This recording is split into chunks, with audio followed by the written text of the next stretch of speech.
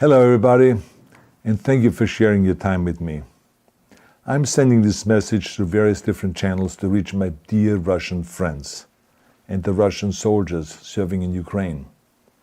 I'm speaking to you today because there are things that are going on in the world that are being kept from you, terrible things that you should know about. But before I talk about the harsh realities, let me just tell you about the Russian who became my hero. In 1961, when I was 14 years old, a very good friend of mine invited me to come to Vienna and to watch the World Weightlifting Championships. I was in the audience when Yuri Petrovich Vlasov won the World Championship title, becoming the first human being to lift 200 kilograms over his head. And somehow a friend of mine got me backstage. All of a sudden there I was, a 14-year-old boy, standing in front of the strongest man in the world. I couldn't believe it. He reached out to shake my hand. I still had a boy's hand. He had this powerful man's hand that swallowed mine. But he was kind, and he smiled at me. I will never forget that day. Never. I went home and I put his photo above my bed to inspire me when I started lifting weights. My father told me to take down that picture and to find a German or an Austrian hero. He got really angry, and we argued back and forth. He didn't like Russians because of his experience in the Second World War.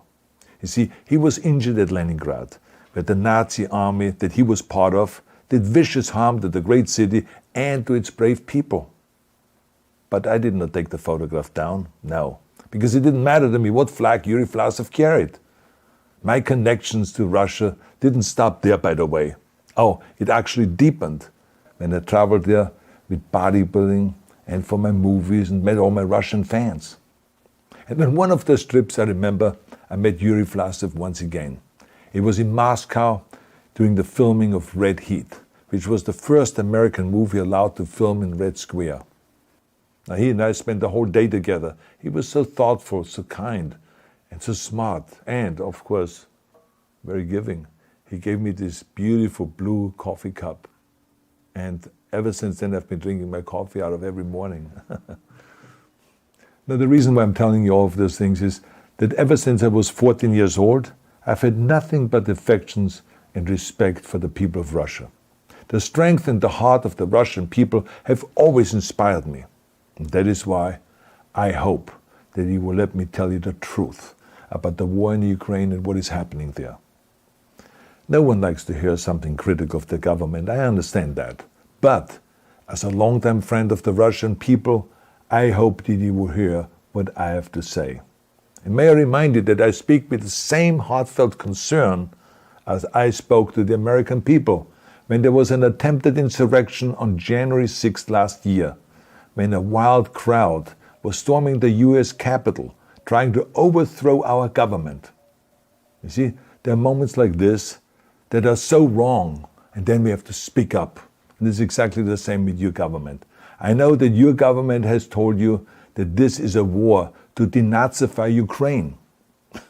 Denazify Ukraine? This is not true. Ukraine is a country with a Jewish president, I might add, whose father's 3 brothers were all murdered by the Nazis. You see, Ukraine did not start this war. Neither did nationalists or Nazis. Those in power in the Kremlin started this war. This is not the Russian people's war.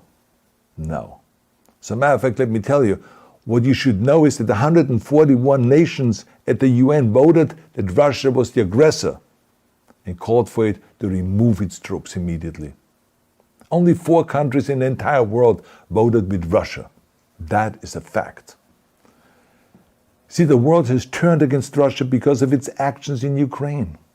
Whole city blocks have been flattened by Russian artillery and bombs, including a children's hospital and a maternity hospital.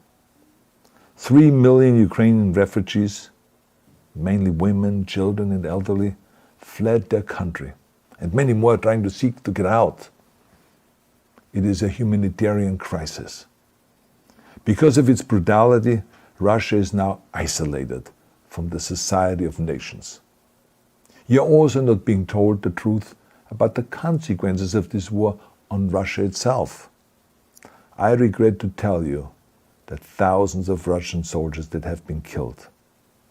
They have been caught between Ukrainians fighting for their homeland and the Russian leadership fighting for conquest. Massive amounts of Russian equipment have been destroyed or abandoned. The destruction that Russian bombs are raining down upon innocent civilians has so outraged the world that the strongest global economic sanctions ever taken have been imposed on your country. Those who don't deserve it on both sides of the war will suffer. The Russian government has lied not only to the citizens, but to its soldiers. Some of the soldiers were told they were going to fight Nazis. Some were told that the Ukrainian people would greet them like heroes, and some were told that they were simply going on exercise. They didn't even know that they were going into war. And some were told that they were there to protect ethnic Russians in Ukraine. None of this is true. The fact is that Russian soldiers have faced fierce resistance from the Ukrainians who want to protect their families and their country. When I see babies being pulled out of ruins, I think that I'm watching a documentary about the horrors of the Second World War, not the news of the day. Now let me tell you, when my father arrived in Leningrad, he was all pumped up on the lies of his government. And when he left Leningrad, he was broken, physically and mentally. He lived the rest of his life in pain. Pain from a broken back, pain from the shrapnel that always reminded him of these terrible years, and pain from the guilt that he felt. To the Russian soldiers listening to this broadcast, you already know much of the truth that I've been speaking. You've seen it with your own eyes. I don't want you to be broken like my father. This is not the war to defend Russia that your grandfathers or your great-grandfathers fought. This is an illegal war. Your lives, your limbs, your futures are being sacrificed for a senseless war condemned by the entire world. Now, to those in power in the Kremlin, let me just ask you, why would you sacrifice those young men for your own ambitions? To the soldiers who are listening to this, remember that 11 million Russians have family connections to Ukraine. So every bullet you shoot a brother or a sister. Every bomb or every shell that falls is falling not on an enemy, but on a school, or a hospital, or a home.